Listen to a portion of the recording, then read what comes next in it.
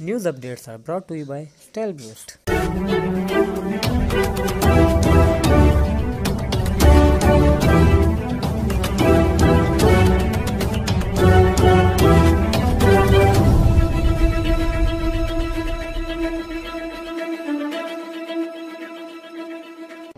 بسم اللہ الرحمن الرحیم۔ السلام علیکم۔ آج کی خاص خبروں کے ساتھ میں ہوں نوائی شرر سے آپ کا میزبان Rana Sajid.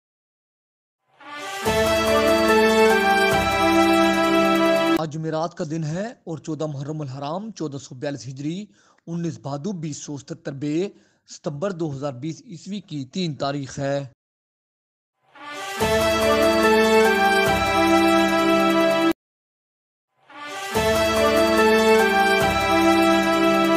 Sargodha chamber of commerce and industry کے انتخابات میں مسلم لیگ نون کی سیاسی مداخلت کھل کر سامنے آ گئی ہے، جس کے بعد تحریک انصاف سمیت دیگر سیاسی جماعتیں اپنے رد عمل کے لیے لاہ عمل تیار کر رہی ہیں۔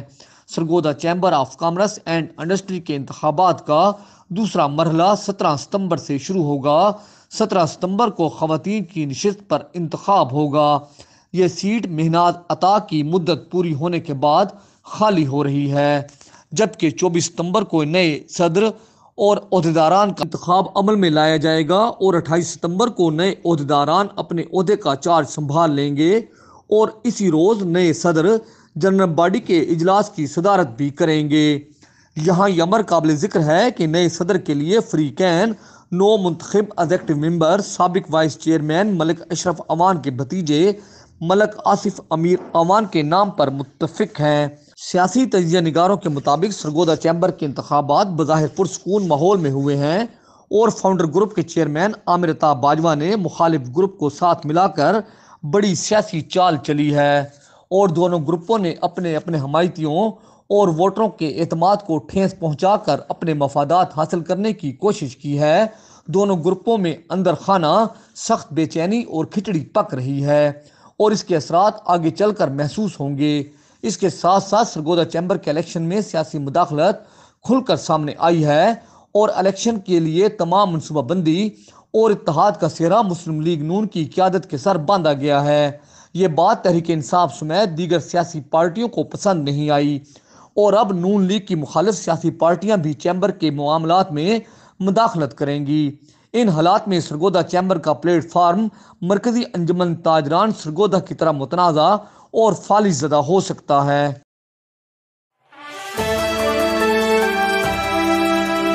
سرگودا خوشاب اور میاں والی کے علاقہ میں دریاؤں، نہروں، پہاڑی ندی نالوں اور سیم نالوں نے تباہی مچا دی ہے اور وسیع و عریض علاقہ زیر آب آ گیا ہے، جبکہ متعدد مقامات پر حادثات کی اطلاعات بھی موصول ہو رہی ہیں۔ مڈ رانجھا میں بارش کے باعث مکان کی چھت گرنے سے بھٹا خشت پر مزدوری کرنے والے محنت کش کے 2 معصوم بچے ملبہ تلے دب کر جاں بحق ہو گئے۔ تفصیلات کے مطابق عبدالقادر خان نامی افغانی محنت کوٹ قریشیہ میں قائم شیر خان کے بھٹا پر محنت مزدوری کرتا ہے، جس نے بھٹا خشت پر ہی رہائش بنا رکھی ہے۔ عبدالقادر بھٹا پر محنت مزدوری میں مصروف تھا کہ اس کے بچے کمرے کے اندر موجود تھے۔ اس دوران تیز بارش کے باعث مکان کی چھت گر گئی، جس سے اس کے 4 بچے ملبہ تلے دب گئے، جن میں سے 2 کو زندہ بچا لیا گیا، جبکہ ایک 2 سالہ بچہ اور ایک 3 سالہ بچی ملبے تلے دب کر جاں بحق ہو گئی۔ جاں بحق ہونے والے دونوں بچوں کی نماز جنازہ کے بعد مقامی قبرستان میں سپرد خاک کر دیا گیا، جبکہ دریا جہلم سے ایک 15 سالہ معصوم لڑکی کی نعش ملی ہے اور جوہر آباد میں مکان کی چھت گرنے سے ایک محنت کا شدید زخمی ہو گیا، جسے طبی امداد کے لیے ہسپتال منتقل کر دیا گیا ہے۔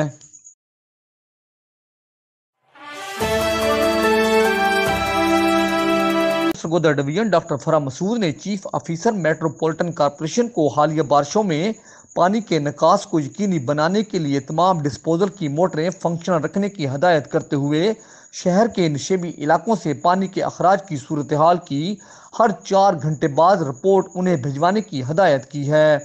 انہوں نے ڈسپوزل پر بجلی کی بندش کی صورت میں جنریٹر کے انتظامات کرنے کی ہدایت کی۔ وہ میٹروپولیٹن کارپوریشن کی کارکردگی کے جائزہ اجلاس سے خطاب کر رہی تھیں۔ اجلاس میں ڈپٹی ڈائریکٹر ٹیکنیکل رانا شاہد اور سی او میٹروپولیٹن کارپوریشن طارق پرویا نے شرکت کی۔ کمشنر نے محمدیہ کالونی ڈسپوزل کی موٹریں خراب ہونے کا سخت نوٹس لیتے ہوئے محکمہ پبلک ہیلتھ انجینئرنگ کو فوری موٹریں ٹھیک کروانے کی ہدایت اور شہر سے کوڑا کرکٹ اٹھانے، ڈسپوزل اور سیوریج کو بحال رکھنے کے لیے ہر ممکن اقدامات کی ہدایت کی۔ کمشنر ڈاکٹر فرح مسعود کی ہدایت پر ڈپٹی ڈائریکٹر ٹیکنیکل رانا شاہد کی زیر نگرانی شہریوں کو برساتی پانی سے محفوظ رکھنے اور سیلابی کیفیت سے بچانے کے لیے میٹروپولیٹن کارپوریشن سرگودا نے 2 مونسون ریلیف کیمپ قائم کر دیے ہیں۔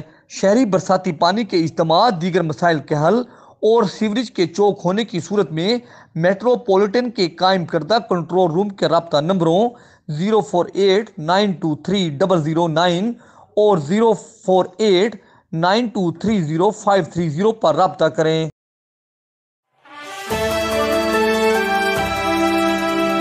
کمشنر سرگودا عبداللہ نیر شیخ نے سرکاری دکانوں اور زرعی زمینوں کے نادہندگان کے خلاف فوری اور بلا تفریق کارروائی کرنے کی ہدایت کی ہے۔ انہوں نے تمام نادہندگان سے کرایوں کی مد میں بقایا جات کی 100% وصولی کو یقینی بنانے، عدم ادائیگیوں پر دکانوں کو سیل کرنے، جبکہ زرعی زمینوں کے نادہندگان لیز ہولڈرز کے خلاف مقدمات درج کرانے کی ہدایت کی ہے۔ وہ ضلع بھر میں کمرشل اراضی کے کرایوں کی وصولی کے جائزہ اجلاس سے خطاب کر رہے تھے۔ اجلاس میں additional deputy commissioner revenue Maisam Abbas, assistant کمشنروں، آفیسر آبادی سمیت میٹروپولیٹن کارپوریشن اور تحصیل کونسل افسران نے شرکت کی۔ ڈپٹی کمشنر نے ضلع بھر میں تمام سرکاری کمرشل پلازوں، دکانداروں اور کرایوں کی تفصیلات بھی طلب کی ہیں۔ انہوں نے واضح کیا کہ سرکاری دکانوں کے الاٹیوں کا ازسر نو جائزہ لیا جائے گا، منسوخ الاٹیوں یا فوت شدگان کی دکانوں کو فوری خالی کروایا جائے اور اسی طرح سرکاری دکانوں پر قابضین کے خلاف مقدمات درج کرائے جائیں گے۔ انہوں نے میٹروپولیٹن کارپوریشن، تحصیل کونسل اور تمام میونسپل کمیٹیز کو حکومت کی وضع کردہ نئی لیز پالیسی پر فوری عمل درآمد کو یقینی بنانے کی ہدایت کی۔ ڈپٹی کمشنر عبداللہ نیر شیخ نے سرکاری دکانوں، پلازوں اور اراضی پر تجاوزات کا نوٹس بھی لیا اور انہیں فوری ہٹانے کی ہدایت کی۔ انہوں نے افسران پر زور دیا کہ کمرشل دکانوں اور اراضی کے حوالہ سے عدالتوں میں زیر سماعت مقدمات کی بھرپور انداز میں پیروی کریں۔ اجلاس کو بتایا گیا کہ میٹروپولیٹن کارپوریشن کے 3 پلازوں میں مجموعی طور 270 دکانیں جبکہ تحصیل کونسل کی 51 دکانیں ہیں۔ اسی طرح میونسپل کمیٹیز کی دکانیں اور زرعی اراضی کرایہ پر دی گئی ہیں۔ ڈپٹی کمشنر نے تمام دکانوں کے کرایوں کی تفصیلات بھی طلب کر لی ہیں۔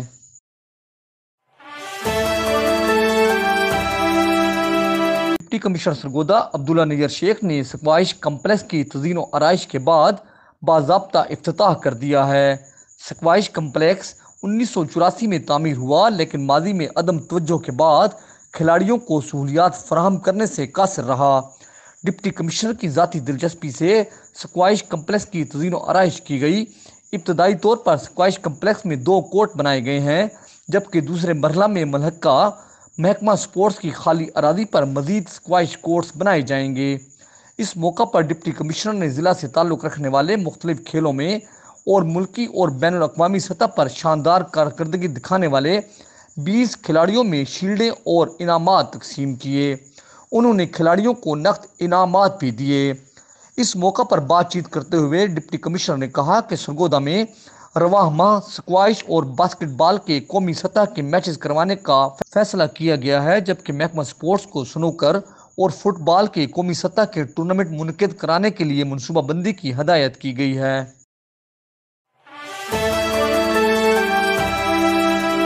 محکمہ اوقاف اور مذہبی امور کے زیر اہتمام ڈینگی وائرس اور پولیو سے بچاؤ کے لیے عوام الناس کو آگاہی دینے کے لیے ایک سیمینار زونل ایڈمنسٹریٹر اوقاف پولیو مہم 18 اگست تک جاری رہے گی۔ 4 روزہ پولیو مہم کے دوران ضلع بھر کے 5 سال سے کم عمر کے 6,48,650 بچوں کو انسداد پولیو کے خطرے پہ علاج ہوئیں گے۔ مہم کے لیے ضلع بھر کی 167 یونین کاؤنسل کے 1,463 ٹیمز تشکیل دی گئی ہیں۔ ان ٹیمز میں 1,451 مبالغین۔ پولیس افیسر سرگودا کو خراج تحسین پیش کرتا ہوں۔ ضلع کے تمام ائمہ اور خطبہ کو ہدایت ہے کہ مقامی انتظامیہ سے رابطہ میں رہیں اور مکمل تعاون کریں۔ محکمہ اوقاف قرآن و سنت کی روشنی میں عوام کو آگاہی دے۔ انسداد ڈینگی اور پولیو کے متعلقہ علماء کرام اپنا کردار ادا کریں۔ زونل ایڈمنسٹریٹر اوقاف اور زونل خطیب اوقاف سرگودا نے ڈینگی مچھر کے نقصانات اور ڈینگی وائرس سے اور پولیو سے اپنے بچوں کو محفوظ رکھنے بارے شرکاء سیمینار کو آگاہ کیا۔ District police officer Sargodha Faisal Gulzar نے کہا ہے کہ ہم نے تھانوں کا ماحول مزید بہتر بنانا ہے۔ کوئی بھی شہری اپنے کے سلسلہ میں تھانے آنے سے نہ گھبرائے۔ ہمیں اپنے رویوں میں مزید بہتری لانا ہوگی اور ہم تھانوں کے ماحول کو مزید بہتر بنا سکتے ہیں۔ ان خیالات کا اظہار district police officer Sargodha Faisal Gulzar نے پولیس دربار سے خطاب کرتے ہوئے کیا۔ انہوں نے کہا کہ محرم الحرام انتہائی پرامن رہا۔ تمام افسران اور جوانوں نے انتہائی ذمہ داری سے ڈیوٹی سر انجام دی۔ اس سے پہلے کورونا کی وجہ سے پولیس کی ذمہ داریوں میں اضافہ ہوا ہے۔ پولیس نے تمام ذمہ داریوں کو احسن طریقے سے سر انجام دیا۔ ہماری ڈیوٹی عوام الناس کی جان و مال کی حفاظت ہے۔ کسی بھی شخص کو جو تھانے میں آئے اس کو زیادہ دیر بلا ضرورت نہ بٹھائیں۔ مسائل کے حل کے لیے عوام کو شامل کریں۔ خفیہ مانیٹرنگ کا آغاز کیا جا رہا ہے۔ آپ کے رویوں کو عوام کے فیڈ بیک سے چیک کیا جائے گا۔ کانسٹیبل سے لے کر اوپر تک تمام اپنے اپنے کردار کے جواب دہ ہیں۔ انہوں نے مزید کہا کہ ہم نے اپنی وردی کی لاج رکھنی ہے، اللہ تعالیٰ کی دی ہوئی عزت کو برقرار رکھنا ہے۔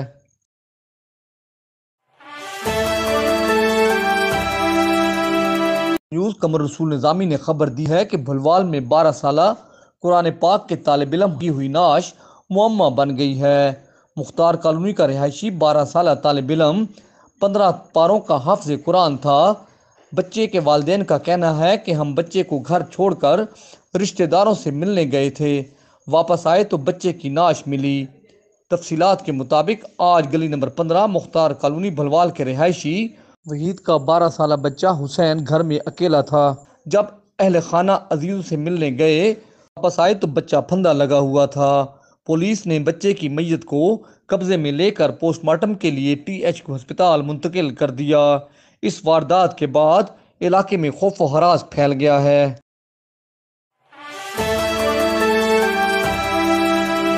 Deputy editor NS news Qamar رسول نظامی نے خبر دی ہے کہ حکومت نے نئی بلدیاتی نظام کے تحت مارز وجود میں آنے والے بلدیاتی اداروں میں عوامی نمائندوں کی سیٹوں کا نوٹیفکیشن جاری کر دیا ہے۔